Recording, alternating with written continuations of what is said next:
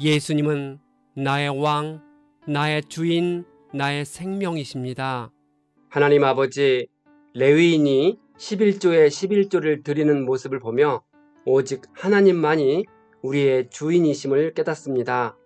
언제 어디서나 무엇을 하든지 우리의 주인님의 뜻을 분별할 수 있도록 인도해 주옵소서.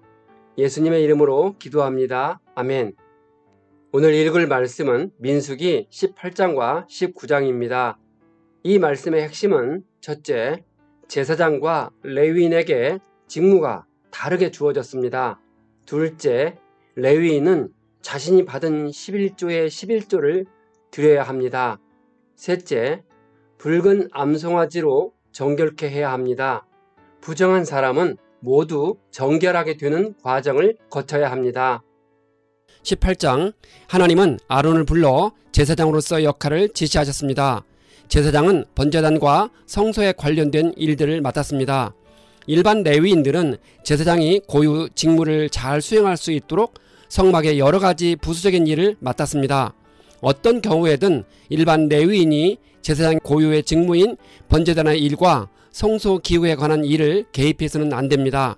하나님은 아론과 그의 아들들에게 제단과 휘장 안의 모든 일에 대하여 제사장으로서 역할을 선물로 주셨습니다. 제사장 직분이 선물인 이유는 오직 제사장만이 하나님께 가까이 나아가 섬길 수 있고 제사장만이 하나님과 백성들 사이에서 중재자로서 그들의 죄를 속죄할 수 있기 때문입니다. 하나님은 이스라엘 백성이 낸 헌물 중에서 제사를 드린 후 성물을 아론과 그의 아들들에게 음식으로 주셨습니다. 성물은 남자들만이 먹을 수 있다고 한 이유는 남자들은 거룩한 제사장으로서 부름받은 자들을 가리킵니다. 지성물 중 불사르지 아니한 소제물, 속죄제물, 속건제물은 오직 제사장들만이 먹을 수 있었습니다.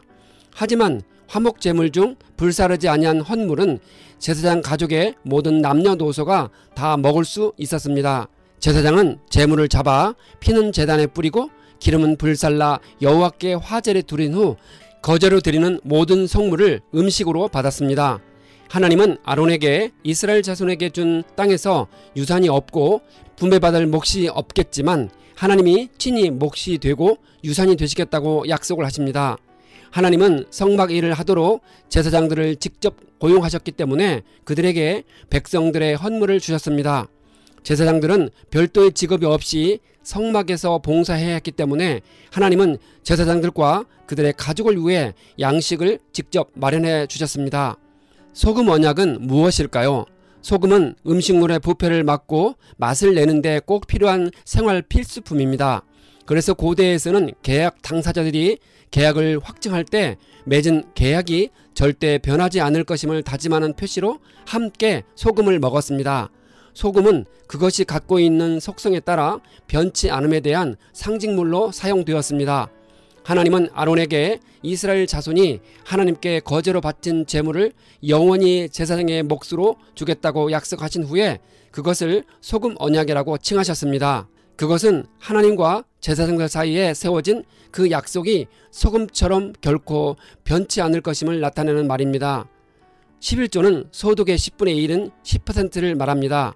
11조를 하나님께 바치는 것은 자신이 얻은 모든 소득은 하나님께로부터 비롯된 것으로서 곧 모든 산업과 삶의 주인은 하나님이라는 사실을 인정하는 신앙 고백의 행위입니다. 하나님은 이스라엘 자손이 내는 11조를 레위 자손에게 유산으로 주어 회막에서 섬기는 것에 대한 보상이라 하십니다. 이스라엘 자손이 회막에 가까이 갔다가 죄값으로 죽을 수 있기 때문에 가지 말아야 합니다. 오직 레위인이 회막에서 봉사하며 이스라엘 백성들의 죄를 짊어져야 합니다. 레위인들은 유산을 받지 못하고 백성들이 드리는 11조를 그들의 유산으로 받았습니다. 모세는 하나님의 명령을 받아 레위인에게 이스라엘 자손이 낸 11조를 받아 11조의 11조를 내야 한다고 지시했습니다. 레위인들은 이스라엘 백성들에게 받은 11조의 11조를 하나님께 드려야 했고 그 거제물은 제사장 아론에게 주어야 합니다. 레위인은 11조를 내고 난 후 나머지는 자유롭게 사용할 수 있었습니다. 당시 백성들의 숫자는 레위인의 50배 정도 되었으므로 11조만 충실하게 내면 레위인은 충분히 살 수 있었을 것입니다. 그러나 레위인이 항상 가난한 것을 보면 백성들이 11조를 제대로 내지 않았음을 알 수 있습니다. 11조는 하나님의 명령에 대한 믿음의 표현입니다. 19장 하나님은 모세와 아론에게 흠이 없고 멍에를 메어보지 않은 붉은 암송아지를 잡아서 제사를 드리라 하셨습니다. 제사장 엘르아사는 그 암송아지를 잡아 손가락에 피를 묻혀서 회막 앞쪽을 향해 7번 뿌렸습니다. 그 후 암송아지의 고기나 가죽과 피와 똥까지 불태우게 했습니다. 제사장은 백향목과 우슬주와 붉은색 양털을 가져다가 불에 던졌습니다. 제사장은 자기 옷을 빨고 자기 몸을 물로 씻었습니다. 그런 후에야 진 안으로 들어와 저녁까지 부정했습니다.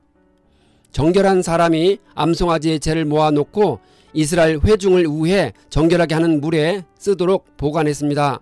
이것은 이스라엘 자손이나 함께 살고 있는 모든 이방 사람들을 위한 영원한 율례입니다.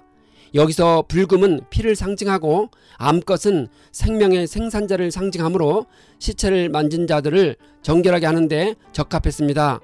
백향목과 우슬초와 홍색실도 모두 생명력을 상징하는 것들로 나병 환자를 정결케 하는 의식에서 사용된 도구들입니다.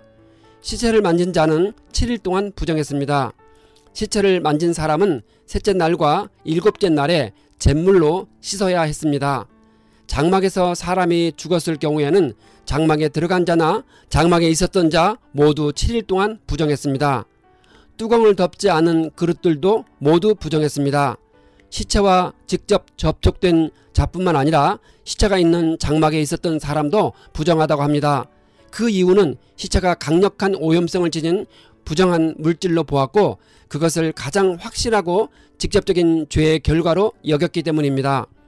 정결한 자가 우슬초를 가져다가 그 물을 찍어 장막과 모든 기구에 뿌렸습니다.